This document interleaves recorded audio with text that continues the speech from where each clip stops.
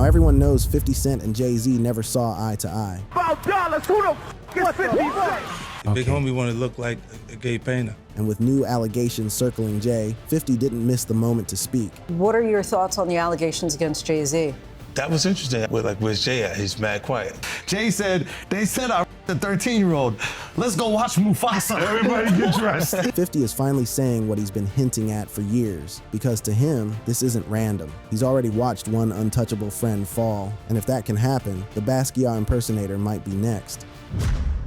The beef that never dies, 50 Cent versus Jay-Z, the origins. See, back in 1999, 50 Cent was still grinding on the underground scene. He wasn't Fifth yet, he was just Curtis Jackson, a dude who survived getting shot 9 times and was determined to blow up no matter what. And what did he do? He dropped this joint called How to Rob, a satirical track where he fantasized about robbing various rappers to fund his come-up, including Jay-Z. Now, this wasn't a serious threat or nothing like that. It was more like a clever way to get attention by name-dropping all the big names in the industry. And let me tell you something, fam, it worked. Because Jay-Z, who at the time was riding high off albums like Volume 3, Life and Times of S. Carter, heard that track and felt some type of way about it. So what did Hav do? He responded during a freestyle at Hot 97's Summer Jam 1999, where he delivered what would become one of the most memorable bars in the history of this beef. A word or a sentence. Eminem. The best. Lloyd Banks. Cool. Tony Yayo. That's my boy. Loyalty. 50 Cent, the rapper. Still got it, man. 50 Cent, the television producer. Just get going. Future. Oh, talent. Nas. The best. Jay-Z.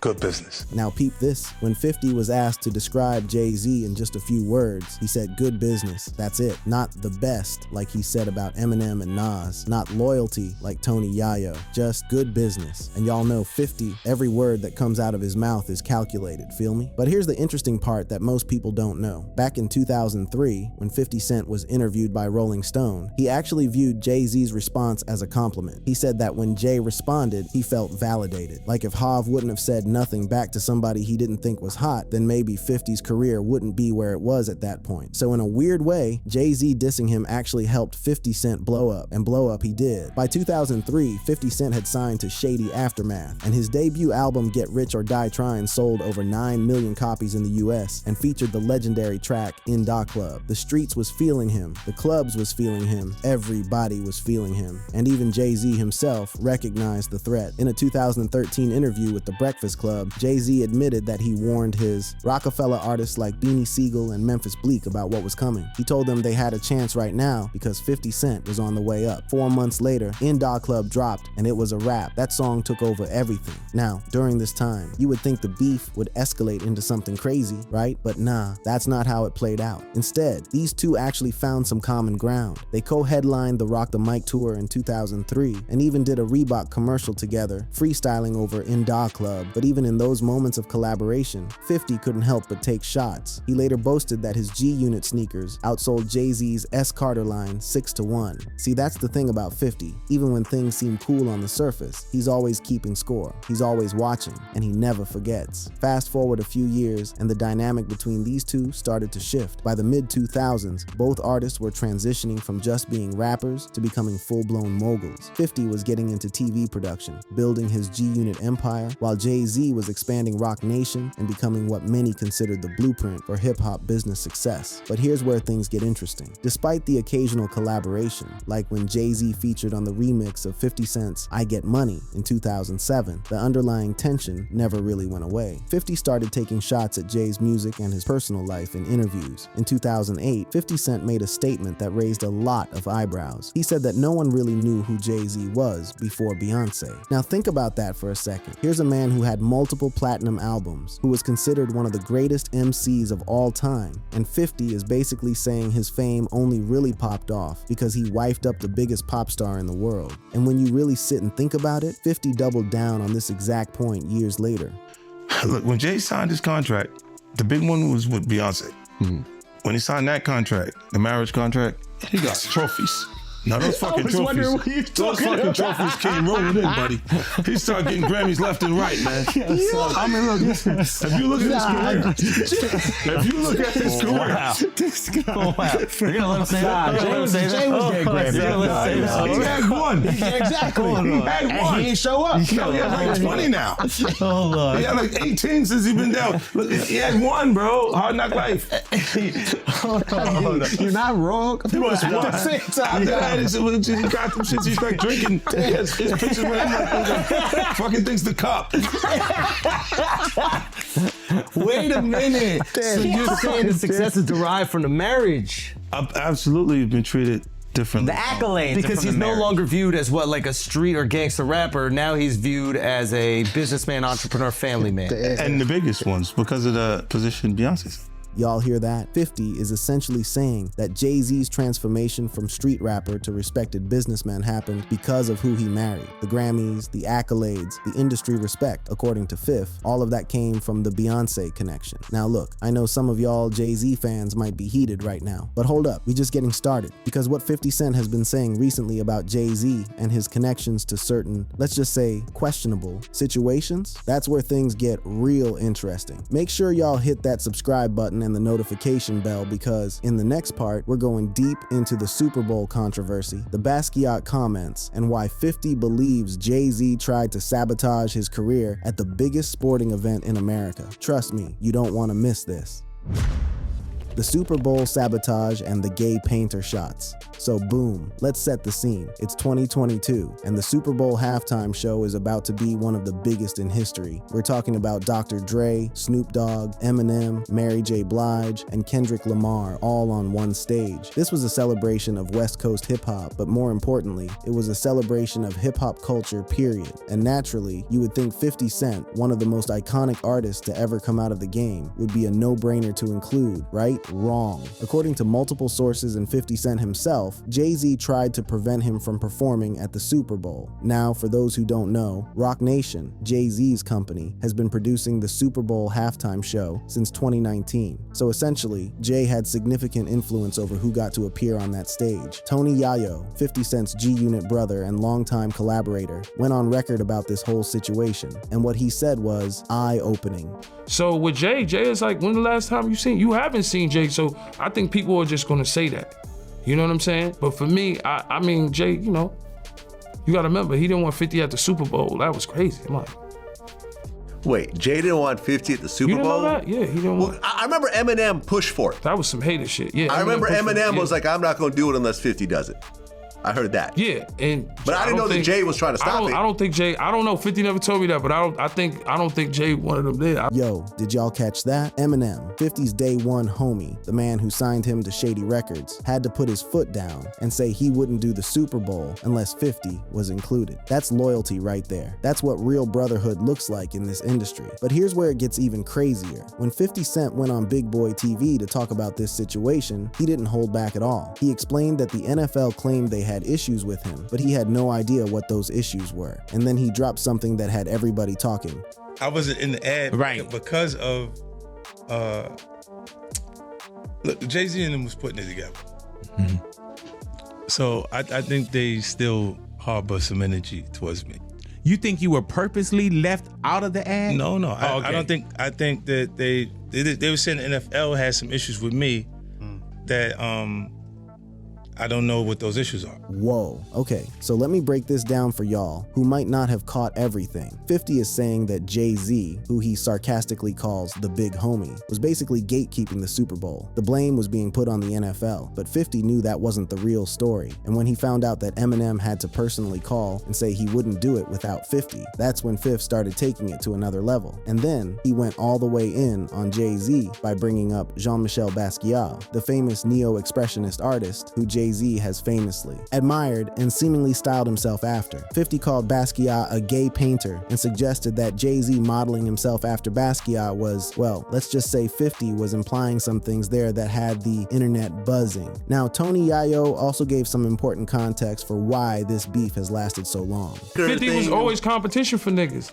Then remember Jay said, yo, 50's coming. He told Siegel and them. and Memphis Bleak and all them. Yeah. And come on, 50's like, he's on a whole nother level. You gotta remember, he came after niggas. He came after Jay and Rockefeller. G-Unit came, and people might shit on G-Unit, but with Eminem, Dr. Dre, 50 Cent, nobody has outsold us, bro.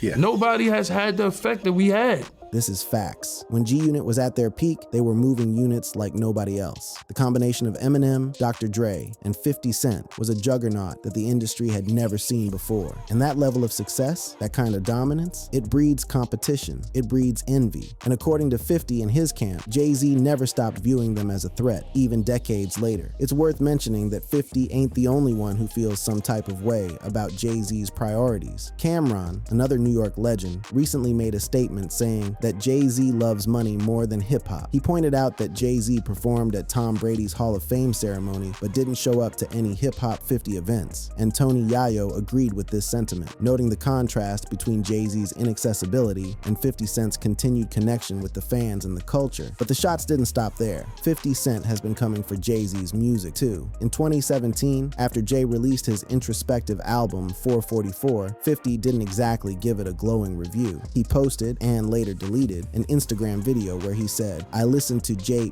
that 444. The sh was too smart. I felt like I was supposed to be wearing glasses and tie a F-ing sweater around my waist. It was like Ivy League sh." He called it golf course music, basically saying that Jay-Z had become so disconnected from the streets and regular hip-hop fans that his music now appealed more to the country club crowd than the hood. In September 2022, 50 Cent addressed the ongoing tension with Jay-Z on X, formerly Twitter, writing, "Young Guru, I love you niggas too, I just need somebody to compete with. It makes me find a way. Jay know I will always find a way." And honestly, that statement tells you everything you need to know about 50 Cent's mindset. This competition, this rivalry, it fuels him. It makes him work harder. It keeps him sharp. Love it or hate it, 50 uses Jay-Z as motivation to keep pushing forward. But listen, all of this music industry beef and career competition is one thing. What 50 Cent has been saying recently about Jay-Z and certain allegations, that's a whole different ballgame. The allegations and the Mufasa moment. When asked about the allegations against Jay-Z, 50 Cent said something that really made people's ears perk up. What are your thoughts on the allegations against Jay-Z? That was interesting. When I was saying things, not knowing exactly what I was saying, but I was going with like, where's Jay at? He's mad quiet. Like while the Puffy thing was going on. But it's obvious now that his team was being made aware that he was in those allegations also.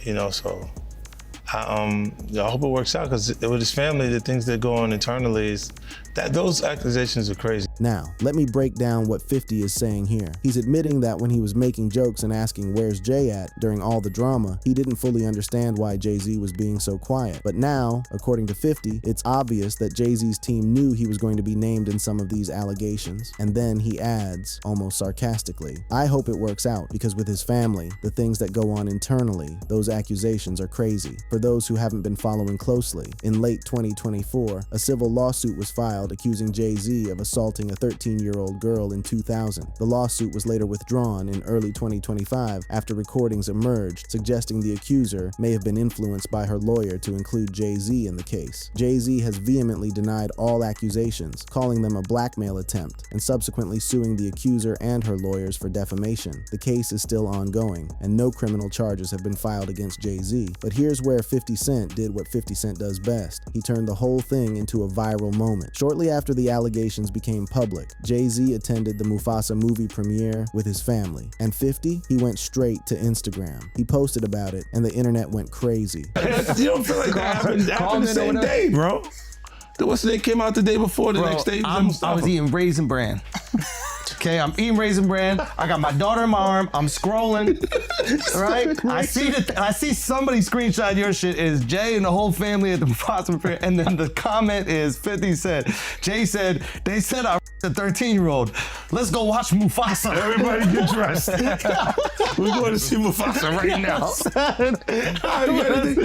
I just think it was a good look, like angling yourself as a family man. Yes. But they had to go to the premiere, that bro. was planned already. They had to go to the premiere. 50's post basically mocked Jay-Z for showing up to a family movie premiere right after these serious allegations dropped. And while some defended Jay-Z, pointing out that the premiere was already planned and he likely had to attend, 50 saw it as Jay trying to push a family man narrative in the face of controversy. Now, when people come at 50 Cent and suggest that maybe he might have skeletons in his closet too, he's quick to shut that down. Then you're not worried at all. Why? Because you don't got nothing. I don't have it. All right. There's no girls gonna come out. Why you sound skeptical? Because I think there are some women Damn, that are Al. like, no, Yeah, no, I what's think up with there's this some guy? women that are like, This guy's supposed to be from Queens, bro. let me cook. Fucked up experience. You kick him off the corner one time. No, what I'm saying is I know a couple of exes that fucking throw me under the bus.